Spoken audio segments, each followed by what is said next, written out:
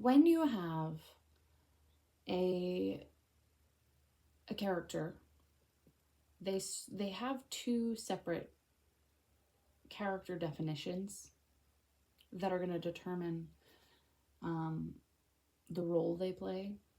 One is, of course, their character arc, wherever they started and how they perceive themselves and everybody else around them, the conflict, and where they start, where they end, and that evolution. And that's going to, their internal perspective is going to dictate how they interact with the world around us, much like it does with us. If we feel small and easily manipulated, we're going to interact with reality a little bit differently.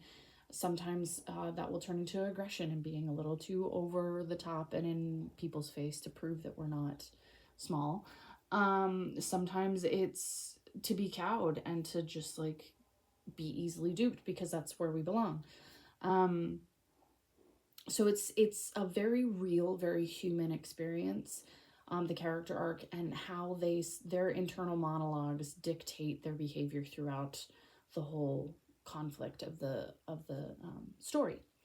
The other part is going to be the role that the author has given them, and as a lot of authors know, sometimes the characters just jump in and they're like, no, this is the role I play, and we have to kind of let them do that.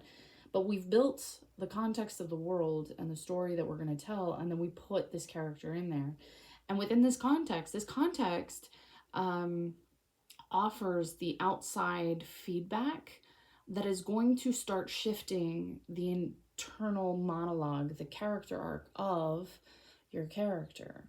So what I find really interesting is if you take the hero, anti-hero, and the villain, a lot of times their internal monologues begin to like reverse as they're going along, to match their external role within the story.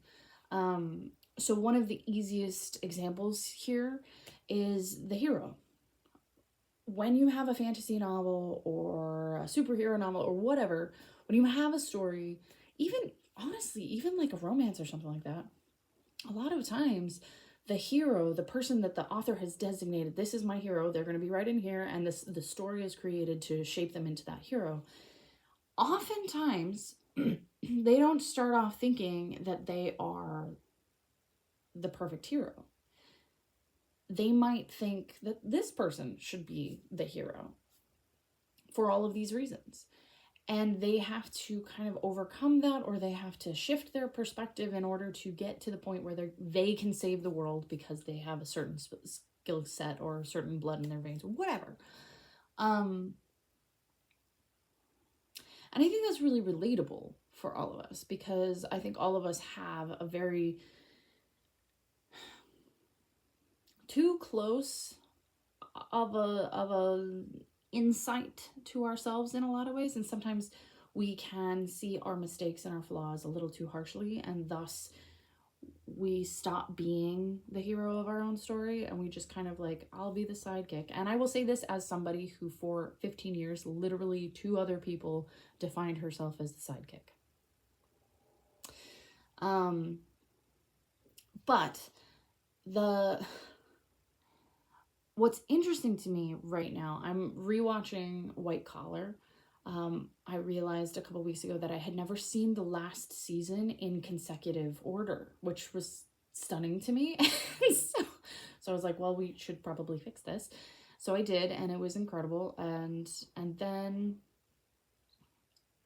I went back and I could not remember the pilot at all. So I watched the pilot. Of course, now I'm on season 1, episode 9, 10, something like that. And it's fascinating because Neal Caffrey has the same innocent expectation that he has intrinsic value as a person in the last episode as he does in the first episode, which is very, very unusual. And I'm really glad that I watched it in this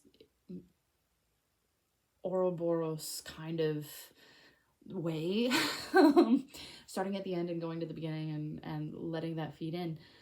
Because I think what is so fascinating is at the end of the show, Peter and Neal have a really deep understanding of each other and a worth and a value and a love for each other that is unquestionable from both sides. Like, they just know it. They know each other's flaws and they know each other's like limitations, but they know that at the core they matter to each other. And this is important, and it's kind of the bedrock of their relationship at this point. In the first episode, you see that Neal actually kind of has this already. But there are two conversations that happen with Peter. Well, actually, there are several, but two that really shift Neal into the anti-hero, to be perfectly honest. Don't sit on your sister. Whoa, careful. Hi. We're in a new house, so we're trying to figure out a new way to exist together. It cracks me up.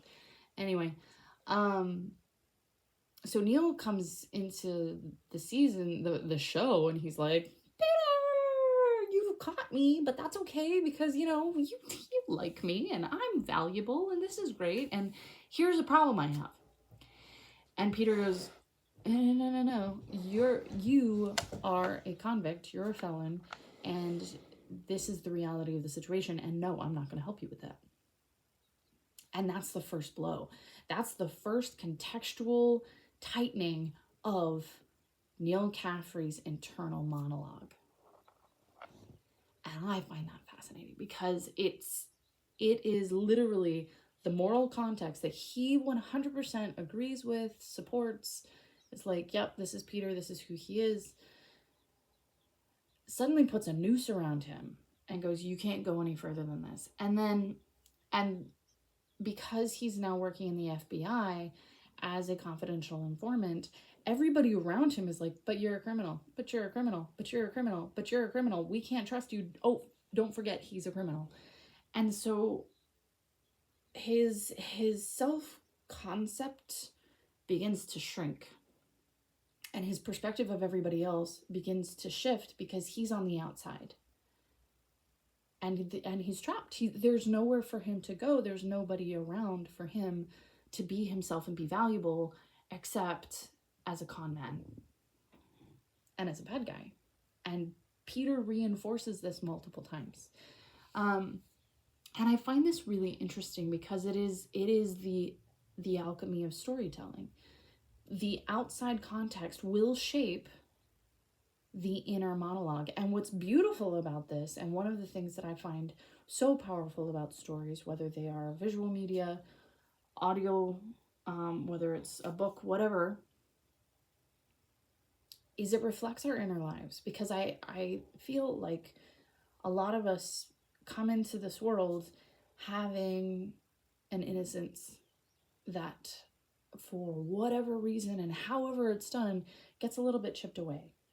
And I think with books, we get an opportunity to kind of go through that whole process of being broken down and coming through and coming out on the other side as a different person. And there's a catharsis to that. And I want to encourage authors to build that in. And yes, sometimes we have a character who... Mother Gothel from Rapunzel is fascinating to me for many, many reasons. I don't think she was ever a good guy. But her monologue goes, I am a wonderful person because I am taking care of this snotty-nosed child and I get to live forever and it's great. And then Rapunzel is enforcing, oh yeah, I'm the mom. She gets to create a very rosy perspective of herself. And she gets to be hit on and all this kind of stuff. So you can tell that she has an internal monologue of her being worthy of the eternal life that she's getting in the eternal youth.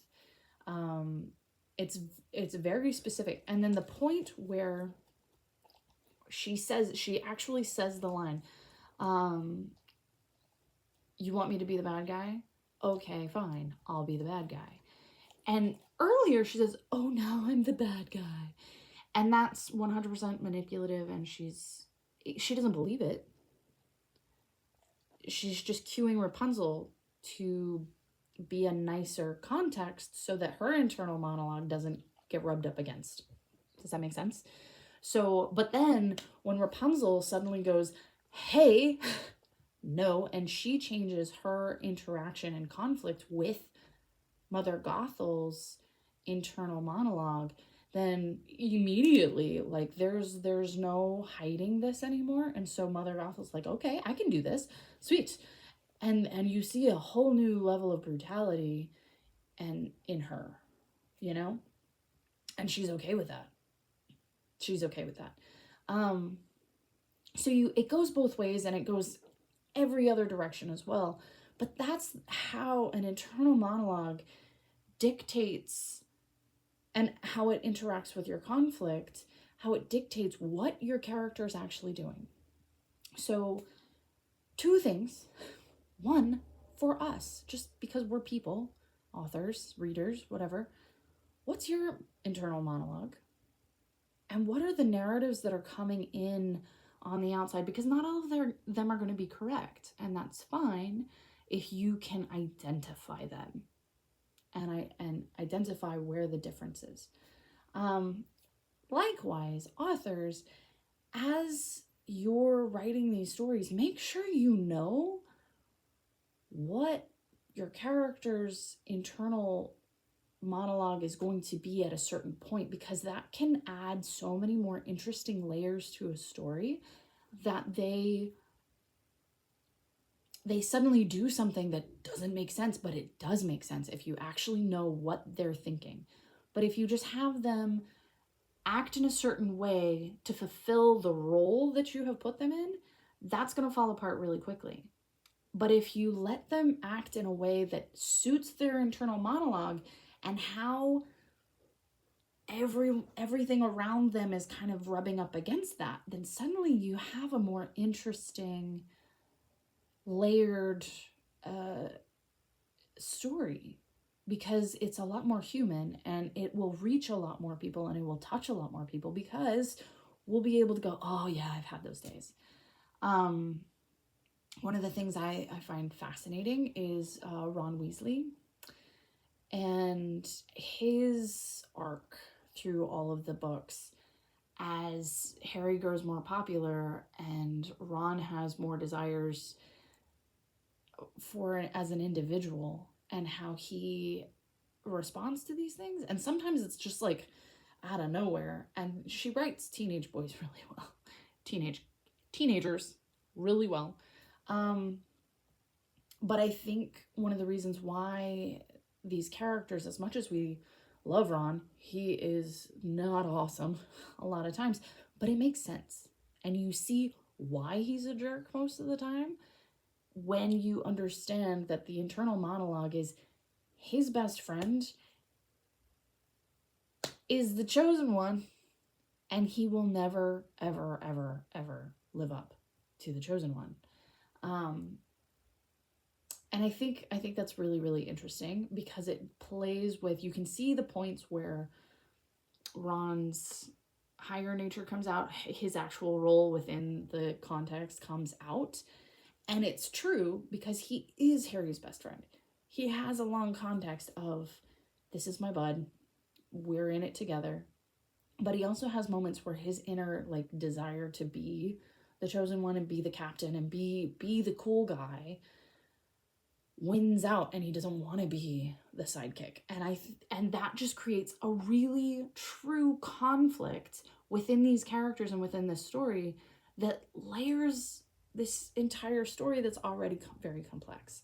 And it grounds it for most of us who don't want to be the sidekick, or maybe we do want to be the sidekick or whatever.